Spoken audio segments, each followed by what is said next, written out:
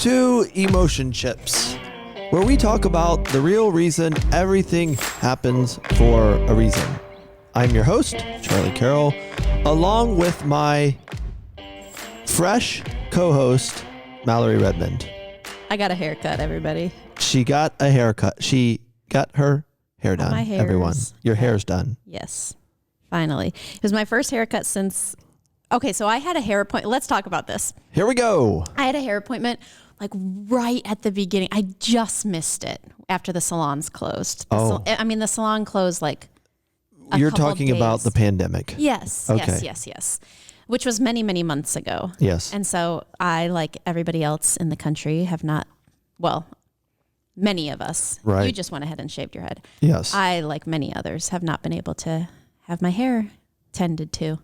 And so I went this past week and Yes. she cut some off and she was like, do you want to take some more off? You want to go shorter? I said, yeah, let's Why go not? shorter. And then as she's going shorter, I was like, ugh. How cool would it be if you buzzed your head? Do you think you could swing it? Do you have the swag? Do you have the confidence in your... 100% no. Nor do I have the face for it. But it looks great on you. Thank you. You have to have the face for it? Yeah. Oh. Yeah. Okay.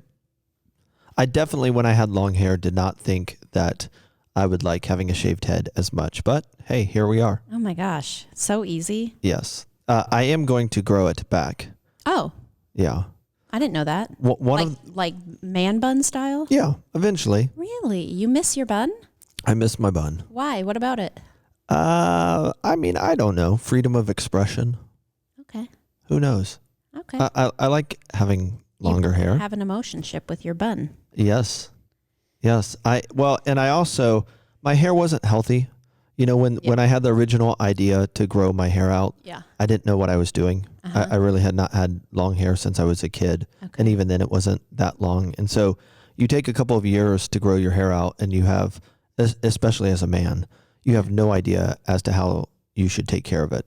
Sure. And so it just got thin and went through a couple different versions of it, cutting it underneath, which, you know, is something that worked initially, but then I regretted and just thought that I would shave it off and start investing in myself, and used it as an opportunity to develop a protocol for growing strong, healthy hair over at Body Garage Dayton. Always hacking, always trying to figure something out. Goodness. But you know what the crazy thing is? Wait, what's the protocol? If we zoomed in here to look at my formerly deep cul-de-sacs, you could see that this is on my head for those of you that are listening and not watching. But if you're watching, this is especially important to you. He's pointing at his hairline. I'm pointing at my hairline. Like literally, there's a little protocol that we have developed through something that blocks DHT on your scalp through a shampoo, and then also a red light therapy that just really starts growing your hair back nice and strong. I feel like we were just having a conversation where you were like, if I'm bald, I'm bald. Yeah, for sure. But we were the conversation we were having was around coloring your hair, and I just said that I could never see myself coloring my hair when I get to that age where it starts to go gray and peppery. I just can't see it. Yeah. But that's what we were talking about. However, if one of the things associated with childhood is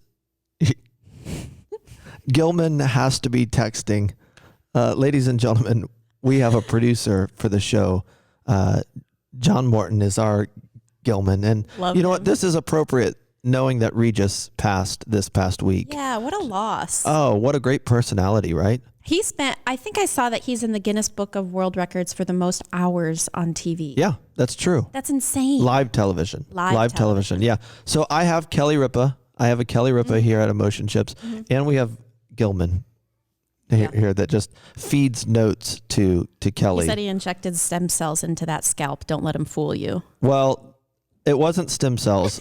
I did do some PRP in the scalp. My wife took like a microdermabrasion pen and aerated my scalp. Oh my word. So you draw the line at baldness. Well, just hold on a second. Okay. We took 10 mLs of blood, which is a decent amount of blood, out of my arm, put it in a PRP machine and converted it to this plasma.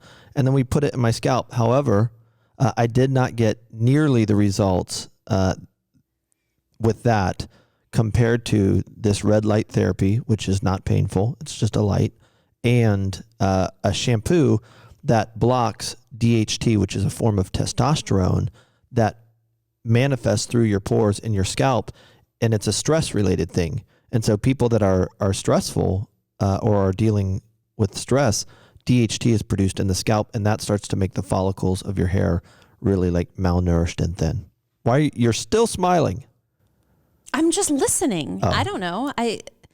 Because I want to push back on you. And Do be it, why please. No, but Push. Hold on. Just follow my line of thinking. I want to push back on you and be like, why can't you just love your head and your scalp? But I just came back from the salon where I had my hair massively colored. Well, so I could get away with and be fine just shaving my head and not worrying about it at all.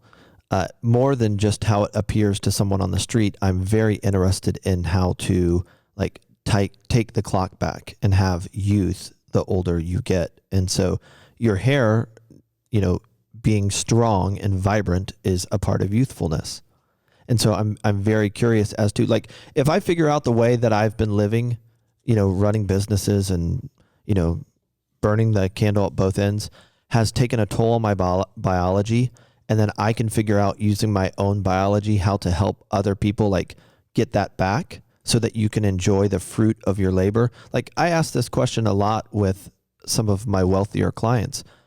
They spend the best years of their life working hard to obtain a level of insight that brings a level of income for them to enjoy.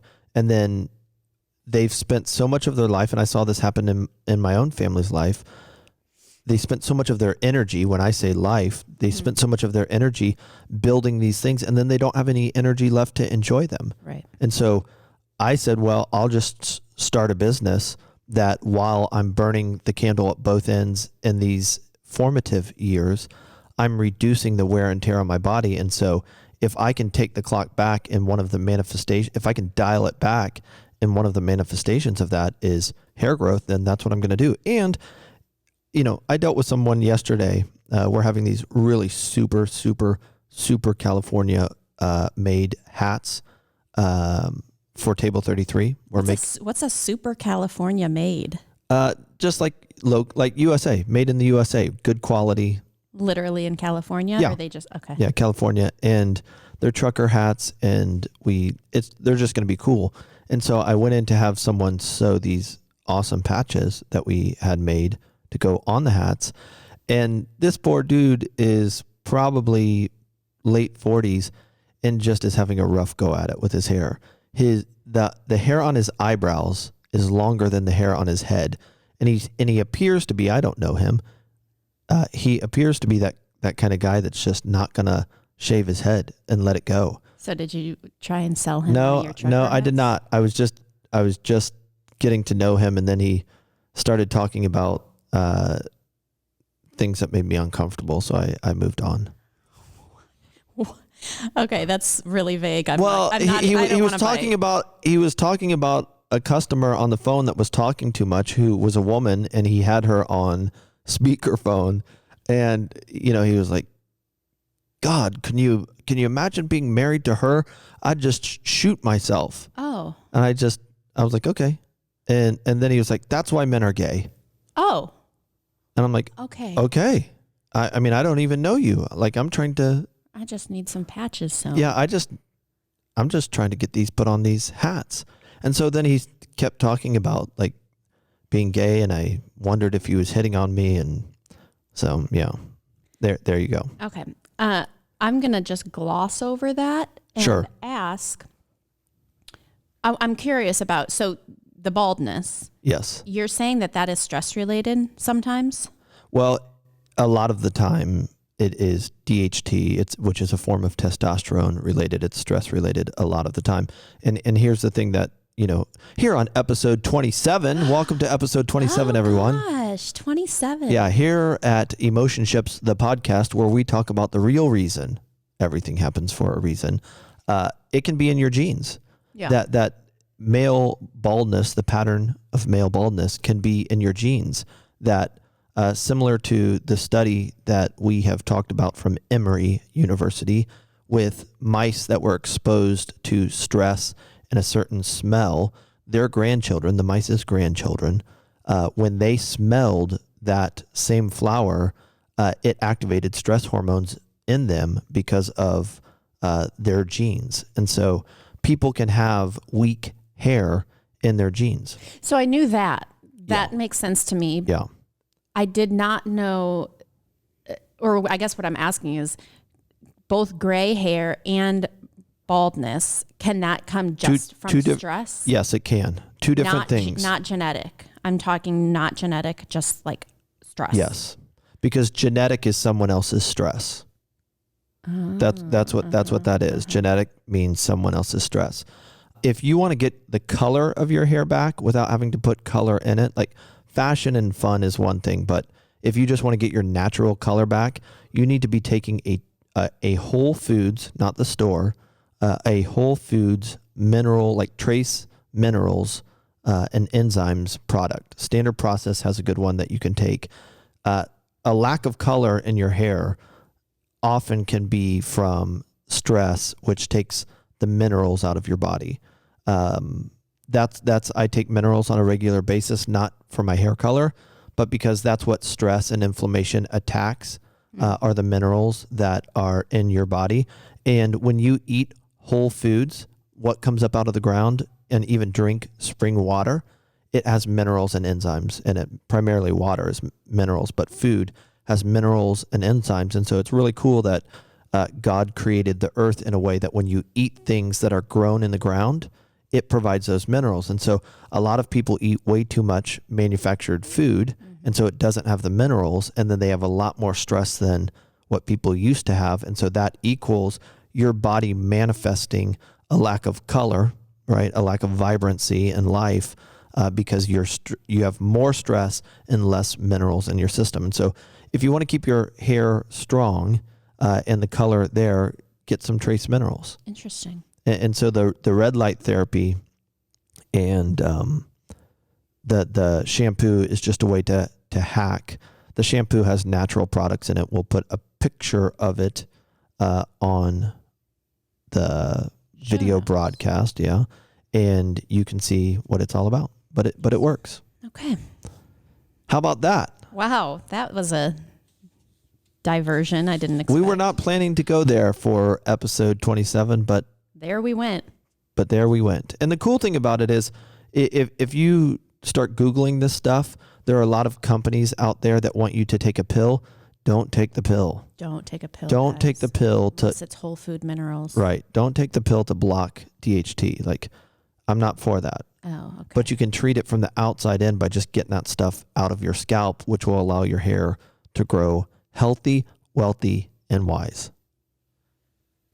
Wise hair? Yeah, wise. Okay. Well, I guess not. They say that wisdom is in the gray hair.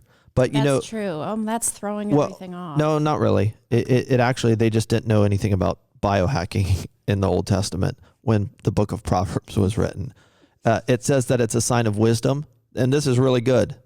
Here we are, episode 27. Okay. This is really good. You know why they would say that in the book of Proverbs, that gray hair is a sign of wisdom? Because those people had been really stressed out. They had gone through really, really hard times. So true. And so they would say, oh, this is a sign of wisdom because this person has been through it. And they're the kind of person that you need to talk to. They're the kind of person that you want to talk to. Someone that has been through really, really tough times and has survived. So maybe we want our gray hair. Well, you can have it both ways. You can have the wisdom and hide it. You can hide it through trace minerals, but have the wisdom too. I don't care. Like, I welcome gray hair. I'm fine with it. Yeah, my husband he's got a salt and pepper facial hair, and I love it. That's because he's very wise. He's had his own stressful times. You know what I mean? Married to me. Well, I wasn't going to go there, but yeah, we knew you were. Yeah, but that's the thing. It's an important thing. Yeah. We want to be around the people who have been through it and have lived and have something to say. But I just saw something on social media like yesterday or 2 days ago where people were celebrating women specifically for just owning their gray.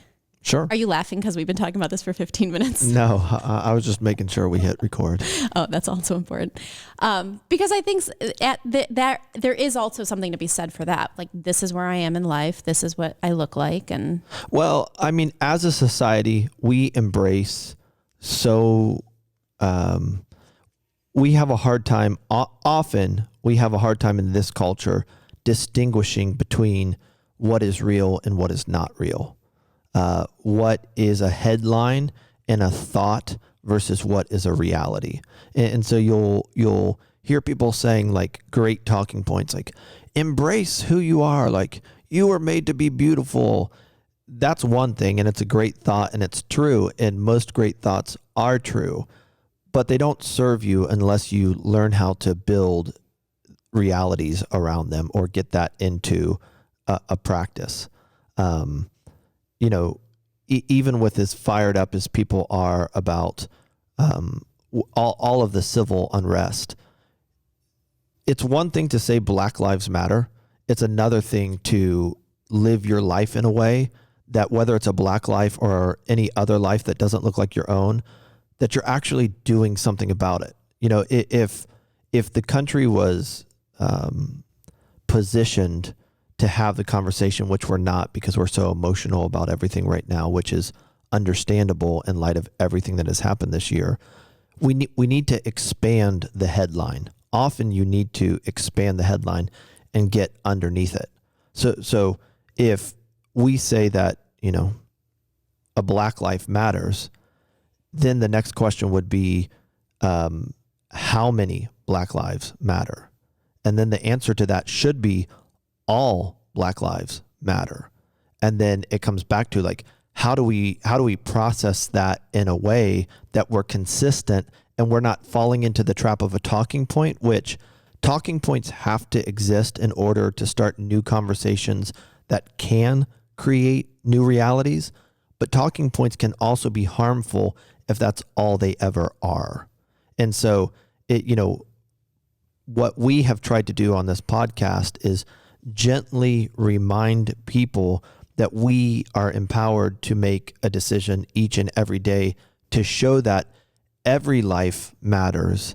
And that's not an anti-Black Lives Matter, but even all Black lives matter, not just a certain segment where we want to be a part of a headline without doing the work ourselves to live into that and to show that. And so going back to your comment where, women are being encouraged to let their hair be gray and embrace who they are, which I think is super, super important. And it's a great way that women, no matter what the color of their skin is or what their age is or what their income level is, can really push back against a commercialized expression of who a woman should be, in order to say, like, this is where value really is and where what beauty really looks like. And I say that to my wife on a regular basis, and now I find myself saying it to my 9-year-old daughter as well. Like, you don't need to wear a lot of makeup. Like, you are in my wife's case, like, I fell in love with you for who you are with no makeup, and I actually like you with less makeup. I like who you are, right? Like, that's a big speech I give to the bride. Yeah. Weeks before her wedding. Like, don't allow the wedding industry to have you come around that corner to walk down the aisle and your groom does not recognize you because you have been commercialized. Right. And so, like, even that follow-up question to, like, how many Black lives matter? I ask that question because that also means whether it's a Black life or a white life of a woman, let's stop commercializing the female body as a product to be consumed and say that, yep, George Floyd's life mattered 100%, but so does every Black woman's life and every white woman's life. And let's quit allowing our culture to make the female body a product to be consumed. Mm-hmm. Yes, 100%. What are the snaps? I'm applauding. Oh, hold on. We've got a built-in button for that. Got a button for that. But, I mean, it's just, And it would be good if we could all show each other some grace and mercy, realizing that especially over the last 10 years with the rise of social media, like we have been conditioned. And we talked about this with Dr. Perlmutter several episodes back, who is a well-known neurologist that really shows in his latest book, Brainwashed. I had to think of it for a second, that we've been conditioned to just really go from headline to headline to headline to headline. And again, they're not necessarily wrong in and of themselves, but we got to go deeper than that. I said recently that every voice deserves to be heard, but not every voice will be listened to. And so what's the difference between a voice that needs to be heard, which is everyone's, and a voice that will be or wants to be listened to? And that is, like, you've got to go through these hard times. You've got to take on these challenges and these hills and these valleys in a way that you get through them and you're learning as much as you can while you are in them, so that people want to be a part of your life. Often we misunderstand the nature or the character of God when it comes to this, that every single person has an opportunity to respond to what life gives them, which is often out of their control, in a controllable way, like a right response that says, I don't like this. I didn't ask for it. This isn't my fault, but I can control my attitude and my work ethic in how I respond to this. And it's the people that learn to minimize the damage of an emotional response or a response that's primarily driven by their feelings that get the equity with people that makes others want to be a part of their life and want to follow them, want to listen to them. Right. So like in your mind, think about the people that you want to listen to, and then ask yourself, why do I want to listen to that person? And so one of the manifestations of this headline culture, this social media culture, is that we think all of us deserve to be listened to, and it's not the case. We deserve to be heard, but you get to choose who you listen to. And there are there's a real emotionship behind who you listen to. That person projects, strength. That person projects confidence. That person projects, prudence, or just being good under stress. Like they're in control and they're not flipping out. I was saying to someone yesterday that every time something goes wrong, that is your greatest opportunity to win influence and earn the trust of those that are around you. Yeah. And often, too often, because some of us have had a lot of disappointment in our childhood and some childhood trauma, when things go wrong, we take it personally. And when you take it personally and start acting as if these things have been done to you personally, you're inward focused, which is really, an entitlement issue, where you think you don't deserve to go through this. And the person that responds to a difficult situation with a mentality, or that would come from an internal mentality that says, I'm better than this, I shouldn't have to deal with this. I deserve to be treated differently. I shouldn't have to feel this way. That's the person that is so self-focused through the battle or through the valley that they learn nothing about it.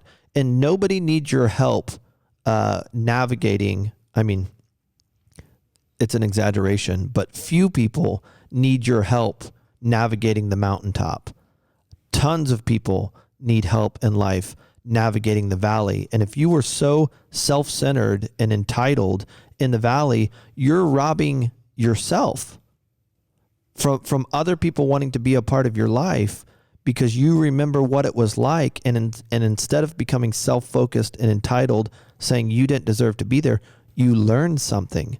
And you learned enough that when you got out of it, or even while you were in it, you could encourage others and give life to others, because you refused to allow that to get you down or turn inward, and instead you stayed outward focused. So I want to talk about when you're in the valley,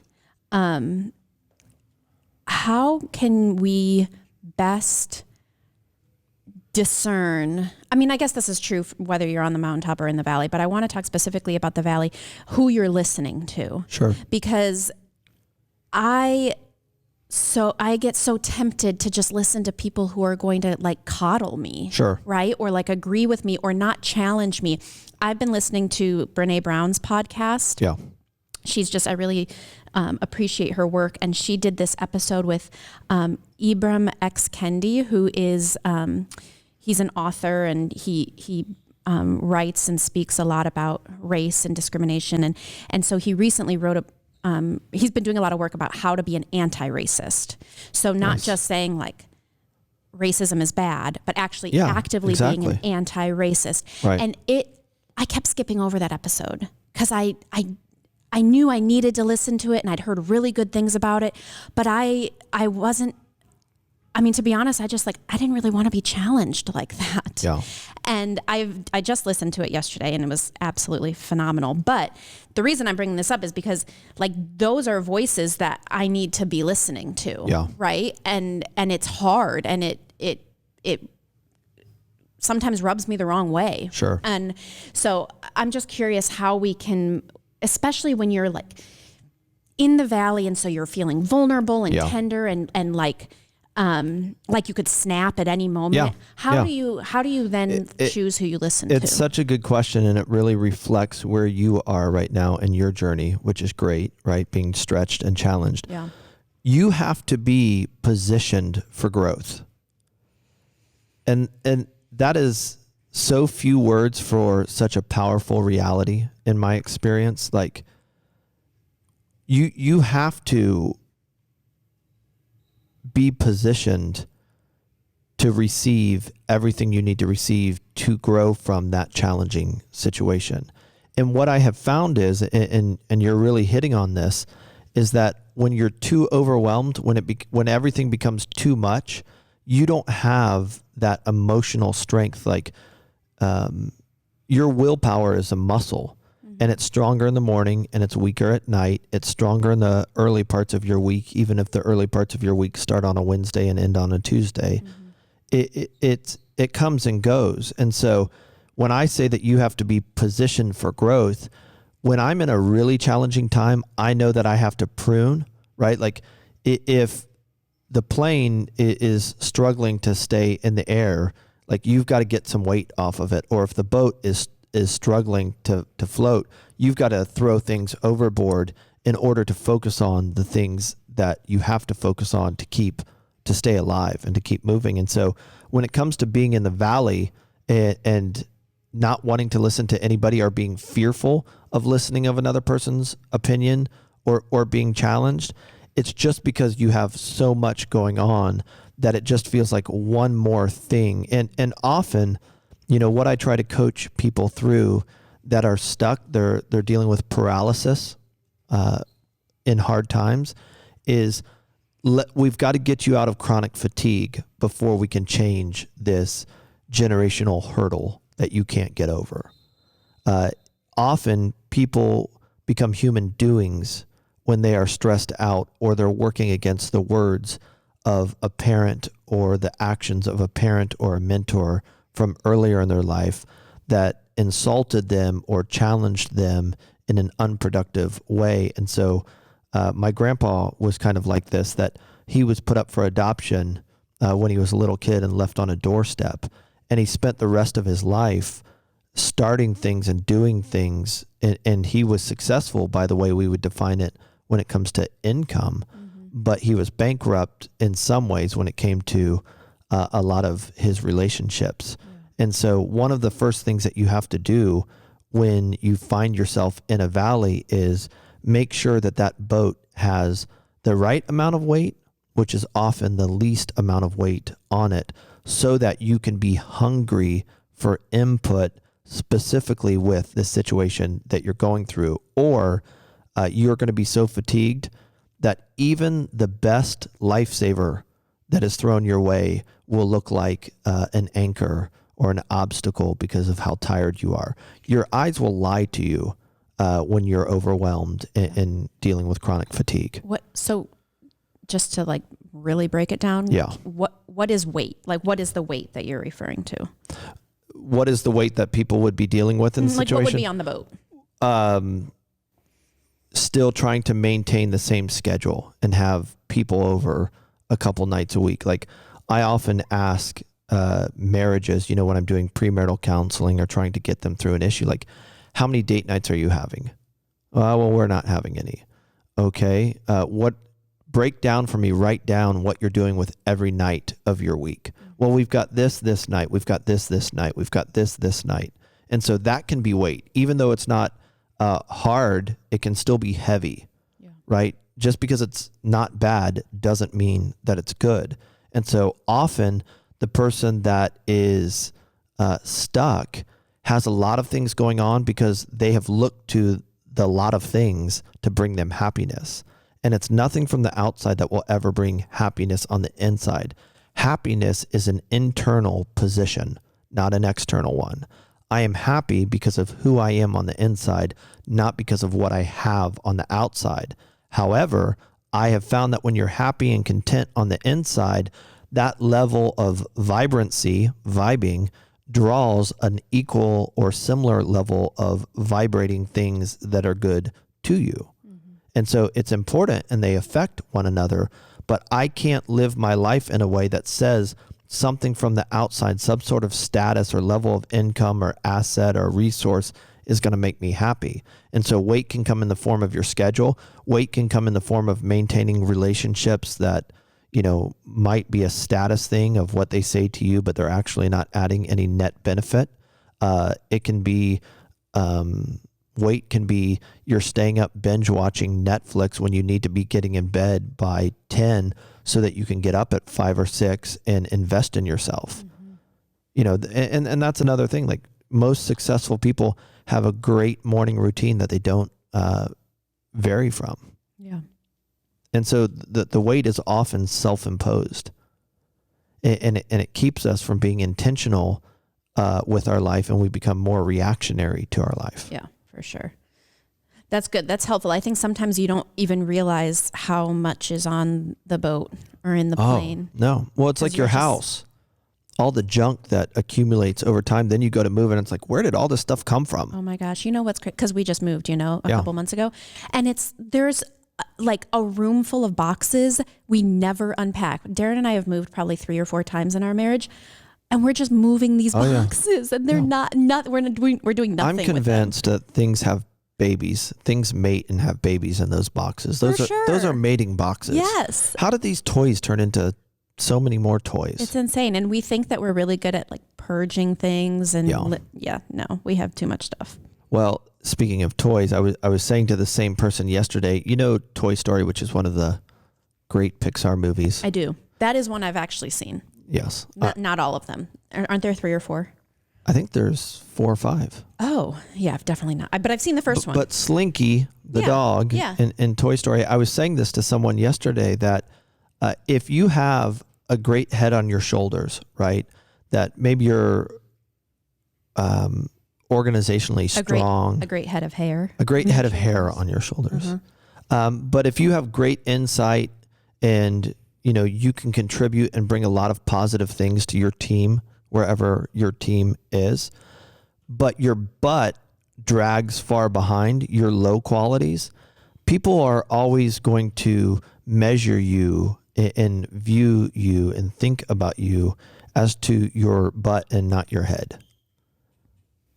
There's a quote. Well, all I'm saying is, in this specific instance, I was just saying like, hey, you've got a lot of great and strong qualities that can contribute and add to this team. But when you get under pressure and you are stressed, the way you react and the way you turn inward and get defensive, it hurts you. Yeah. It definitely hurts the team, but it hurts you. And so there's this slinky, mentality that we've got to close the distance between our low qualities and our high qualities.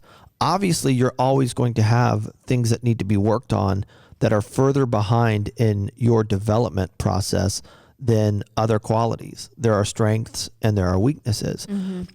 When there's a huge gap in distance between your strengths and your weaknesses because of how you were raised or something that's never been confronted in relational immaturity. And that's what I tend to find these days, having employed a lot of people, that relationally we have people that are weak, that cannot handle the valley in the workplace or the stress, and they turn inward, and in doing so, shut down. Yeah. But listen, people aren't measuring you by your strength. They're measuring you by your weaknesses. And so I know that when the heat is on or things are tough or someone disappoints me, that is my prime opportunity to show them who I am and to earn their trust even more.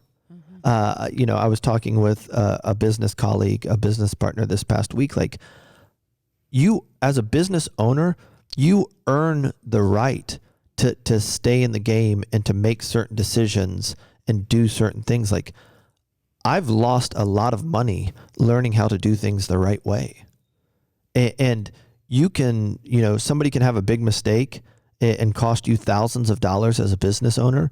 It's how you respond to that sets you up to be in business in the future so that you don't have to make those mistakes again. Okay, so is the response, what you're saying is the gap between the head and the butt? Well, I don't really quite understand fully what that gap is. Let's just say that, the strengths are, the car washing business really, really well. But relationally speaking, when someone questions your work or say that they're not happy or they didn't get something or we'll take the restaurant industry, because there's a lot of room for mistakes on each and every transaction. Yeah. Right. Yeah. You can have great food and you can have great service, but if you don't know how to navigate the pressure of the restaurant industry, whether that be as a business owner or as someone working inside the restaurant, one is going to work against the other. And so you can be, and think about this in your own experience, and those that are listening, think about this in your experience. All of us have worked with someone that had a tremendous competence, right? Working beside another teacher or counselor or business manager that knew the furniture industry really well, or knew how to teach their language really well, or their instrument really well. But when it came to how they interacted with people and how they responded to disappointment or friction or uncertainty, which is that word for stress, they just would have a meltdown. And that's what I try to help people understand is when it comes to influence and relational equity, which resources follow influence, right? You can be just absolutely bankrupt. And in doing so, having that relational gap there, you undermine your potential, because it's in those weak moments that you have an opportunity to draw people in and to bring them in. And so when that teacher is great at what they do, but they stink at relationships, nobody wants to be around them. Yeah. Right? Every transaction we have with another person, we're giving them life or we're giving them death. And so in deathly situations, hard situations, the contrast when you show up and bring a lot of life and positivity and self-sacrifice is tremendous.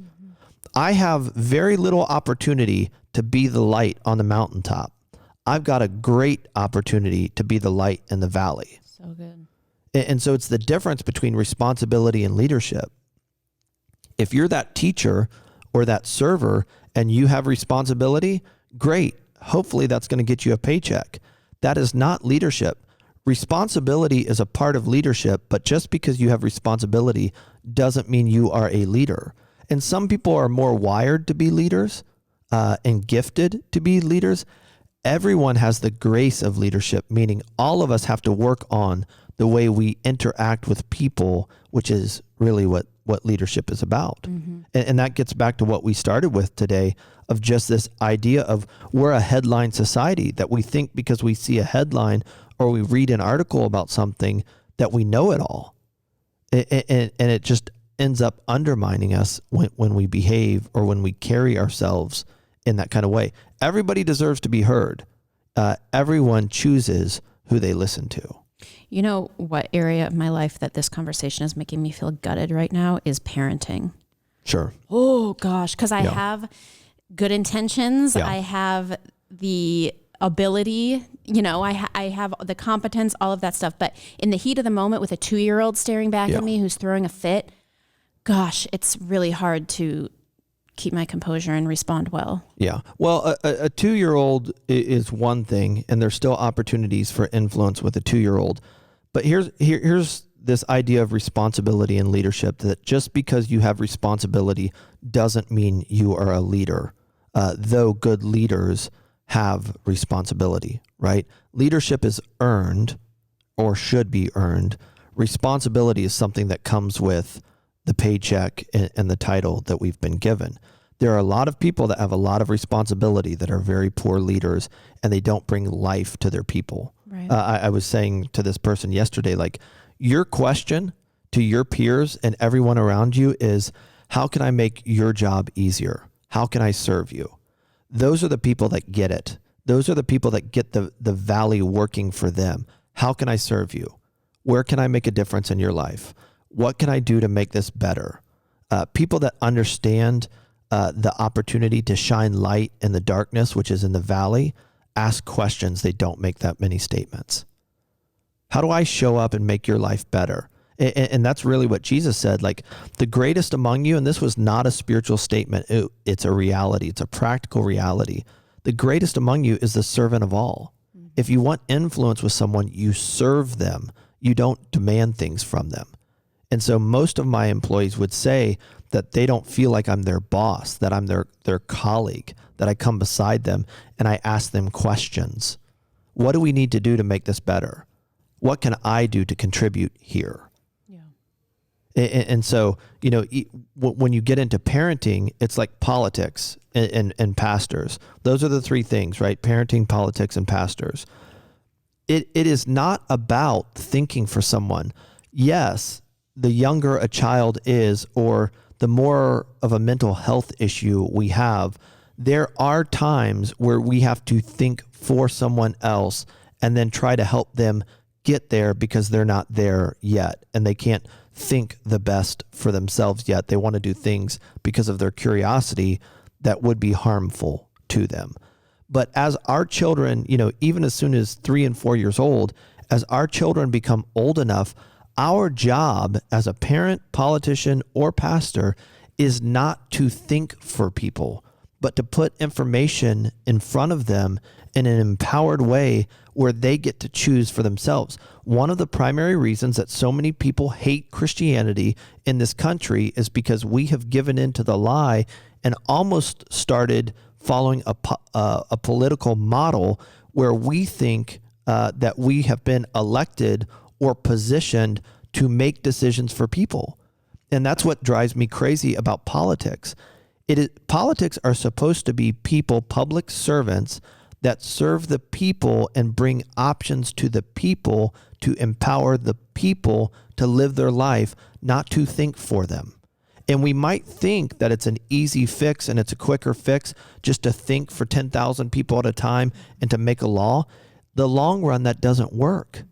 Public servants and parents are positioned to empower their children to make decisions for themselves, which that's not as difficult or impossible if you as the parent have a lot of life in you. If you have a life that other people want to be a part of, you'll be amazed at how smart your kids are, and they see that and they want to live like mom and dad. And so when we see that a whole generation of church-going children are abandoning their faith, you know who they're really abandoning? Their parents. And they're saying, hey, I appreciate what you believed, but I need to figure out something that has a little more life in it. Yeah. They're abandoning their parents' lifestyle because it's empty and it doesn't have a lot to offer. And the good news is that redemption is possible. Resurrection is possible. And if you're 60, 65, 70, 75, 85 years old out there, like, you can still go and live a wild life and take those valleys on and pursue your passion and pursue your dreams and get there. People don't follow and admire people that have it all together. they admire people that have enough courage to follow their dream or their passion, or their sense of purpose, and to push through all of the obstacles that come toward all of us that are willing to try that. And so just with parenting, like, it just gets back to the same thing with politics. Like, you don't need to think for people. Politicians often underestimate, because it's understandable. They get into this mindset where they think they have to think for other people. And it produces this cycle, same thing in parenting.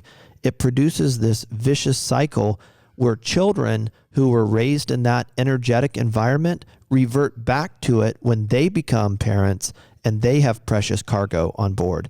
Because the more precious or valuable something is, right, that's a sense of weight, the more it brings out who we really are. And who we really are is not who we want to be, but it is our energetic makeup that was primarily formed by the environment we were created in. And that's why so many children who watched their parents go through the pain of an affair, why they end up gravitating back toward affairs themselves, because it's not necessarily what you think or what you want, but it's who you are, and who you are was formed and fashioned by the energetic environment that you were raised in. How do you protect yourself from being like performance driven or minded in this conversation? It's trauma. Often being a performance-driven person is a manifestation of trauma, that no one helped us understand that our value is not in what we do or what we can make. We want to do and we want to make out of the joy of who we are and how we enjoy our life, not because we need to become someone. And there's a really crazy difference there. Yeah, that's good. And so it's important for us to realize that it's a performance-driven mentality that is ruining our children, that is ruining our lives, that's ruining our businesses, because we're working out of who we want to be versus who we know ourselves to be, or who we are. So within that, you talked about having a life other people want to be a part of, which feels like pretty core to this. Yeah. How do you, sometimes I wonder, like, do I have a life? Like, I have friends and we have people that like are a part of our lives. How do you answer that? Like, how do you know if you have, because I feel like there are people that, like, I don't want to be a part of their lives, but they think that they have a life other people want to be a part of. Sometimes I wonder, like, do I have a life other people want to be a part of? Like, how do you know the answer to that? Well, I mean, the simple answer would be who's texting you, calling you, or emailing you wanting to hang out. Who's wanting to schedule you at work, because no matter what comes your way, you're upbeat and ready to take it on, because your trial doesn't define you. Your hardships or problems don't define you. They highlight you. They bring out who you really are. And so, it's really as simple as, Einstein saying energy matters because all matter is energy. And I hope that my energy is net positive. And the moment your energy is net positive, people are going to want to be around you or want you around them. And it's really that simple. The disguise and why it becomes a little murky or cloudy is because we can allow a performance-driven mentality have us doing all these things, and we can actually be contributing, but we're doing it out of a sense of a deficit versus an equity or a net positive. Yeah. And so that will only last so long. Like, at the end of the day, another way to tell is, like, do you love your life? My life is full of a lot of hard things and a lot of challenges and a lot of fears. I still love my life. I I've always played, I was just saying this to someone else, I've always played this like game with God. Like, God plays this game with me, this Russian roulette type game with me.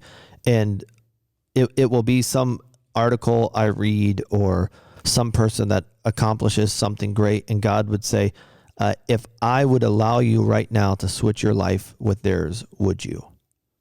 And my answer has always been very stubbornly, no. It doesn't matter. I mean, and we're just talking like, Steve Jobs and crazy people that have accomplished crazy things.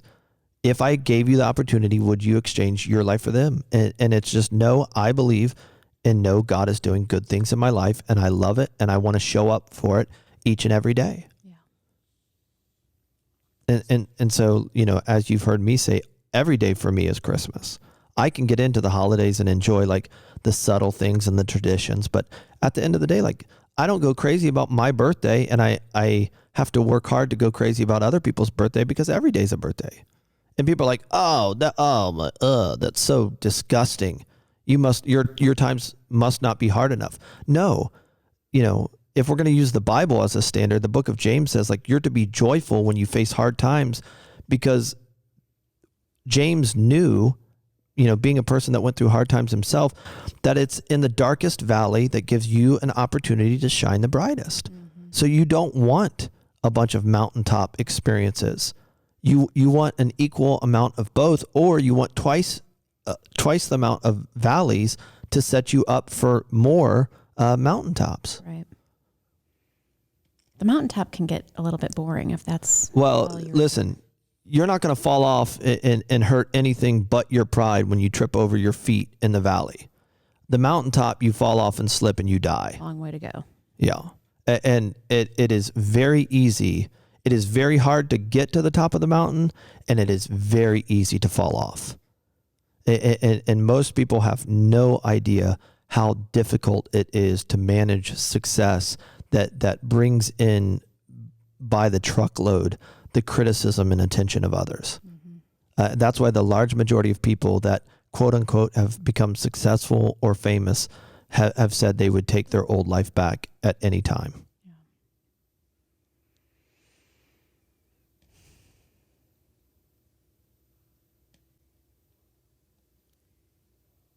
Do you want me to say something? I was just not going to say anything until you said something. I'll play that game. But that's it, right? That responsibility doesn't equal leadership. And just because you deserve to be heard doesn't mean that people will listen to you. Well, I love the practicality of like if you don't know where to begin, I love the question of like, what can I do to serve you? Yeah. Like that's so easy. 100%. You can ask it in basically any context. Yeah. Whatever work or home environment, what can I do to serve you? Well, and when you start making positive deposits for more people in your life than not, which you can't do it for everyone, but when you show up and start making net positive deposits for people, your life's going to go somewhere. And Jesus knew it. And so he was willing to be homeless and not have a pillow to put underneath his head, because he knew he only had so many years to make so many deposits in so many people. And to this day, it is still the number one selling book of all time every week of the year. And it's because someone set on fire other people's lives in a positive sense by showing them what a life could look like when you choose to make your life about serving others. Yeah. And people start to see it, right? Like people see, there are times when I'll just use like my home life as an example. Sure. When Darren's working really long hours, and so I'm at home with both of the girls, which like that's no joke, right? There's a 2-year-old and an 8-month-old. Yeah. And so I'm so tempted to pitch a fit to him, like, I need you to know how hard this is. I need you to know how hard I'm working for our family right now. Yeah. And it's like, he gets it. He's been home with them too. Sure. And so sometimes I just need his acknowledgement of like, I see you. I understand that this is really difficult. And I think sometimes we are not even aware of how much people see. Like when you're serving people see it. And they start to notice. And it just gets really tempting though, to be like, everybody look at me. Look at how hard I'm working. Yeah. But that kind of negates a lot of the service. You can't. So that's a two-sided coin, and it's responsibility versus leadership. Your responsibilities will often overwhelm you or discourage you and make you want to be or feel like you need to be recognized, right? I'm doing my responsibilities well. Look at me. Mm-hmm.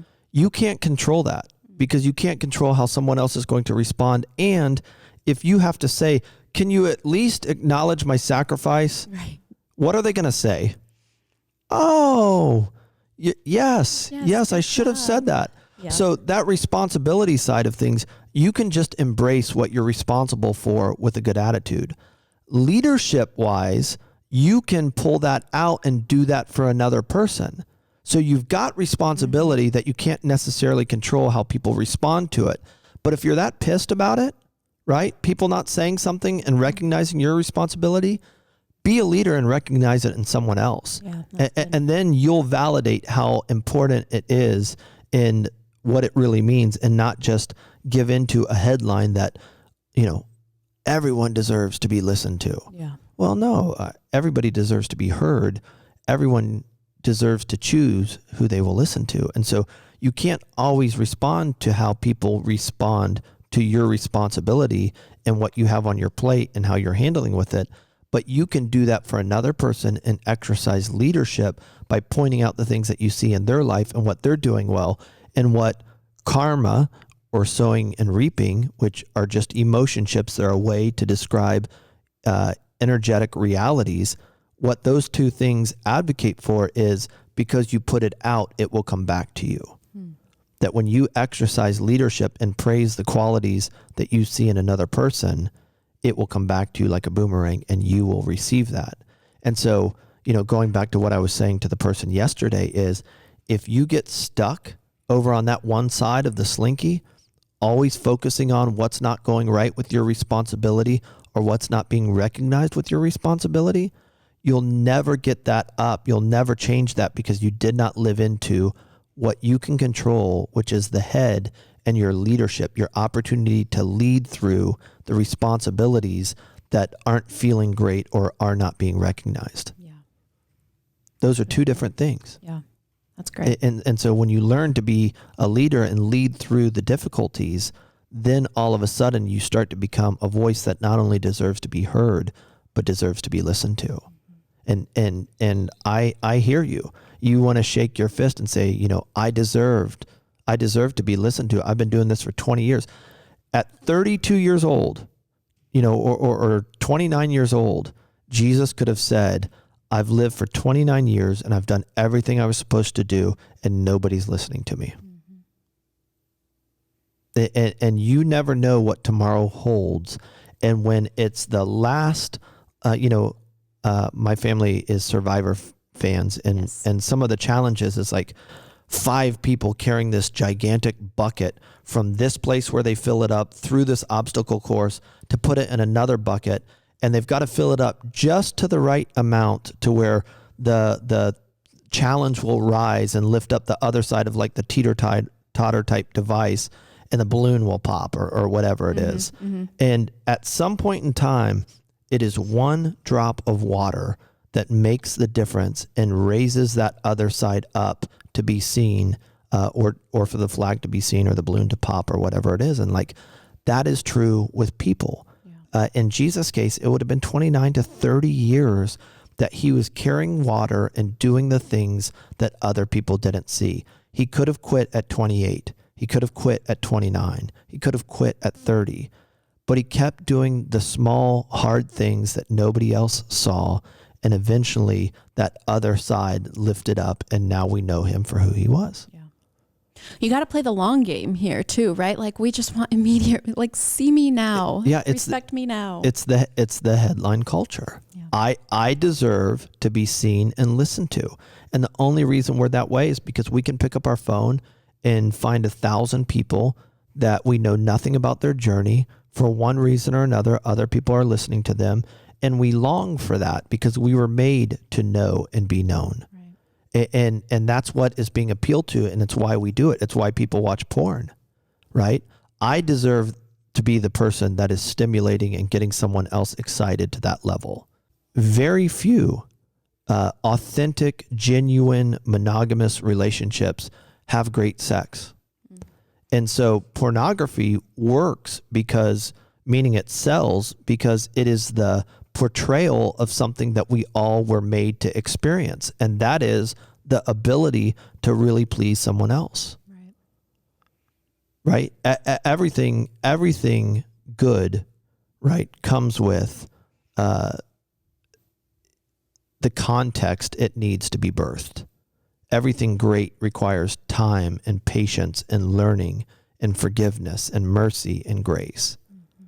And so often we want the outcome really quick, but don't want to put the time in that's required to see the energy that's around us that would allow us to grab it and harness it.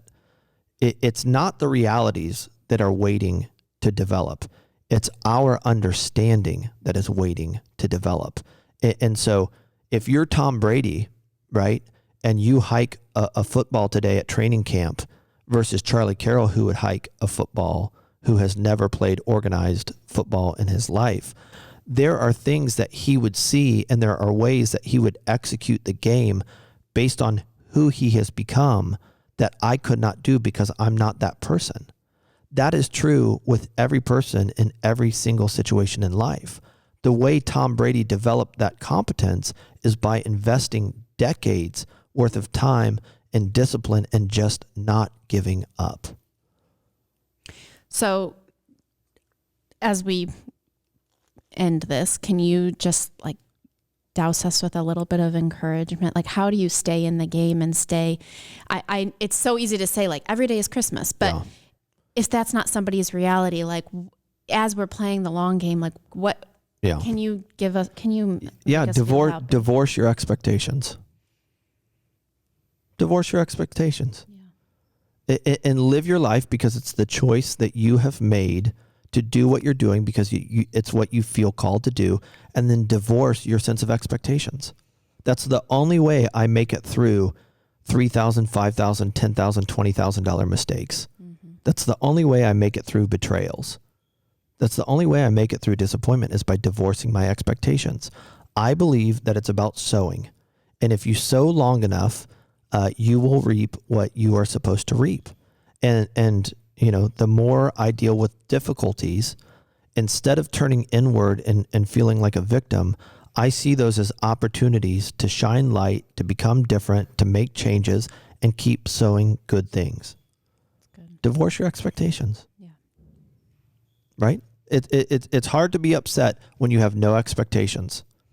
That's what I do in the premarital counseling. Let's go through these 36 expectations and get on the same page together. It's hard to be unhappy when you have no expectations. That's good. And the smallest good things that come in, you can do the happy dance about because you weren't expecting it. Right. That allows you to ask that question to others. What can I do to make your life better? Right. And people say, I want to hang out with you. I want to hear what you have to say. Episode 27, ladies and gentlemen. We're getting there. Thank you to all of our team and those that make this podcast possible. Yes. Until next time.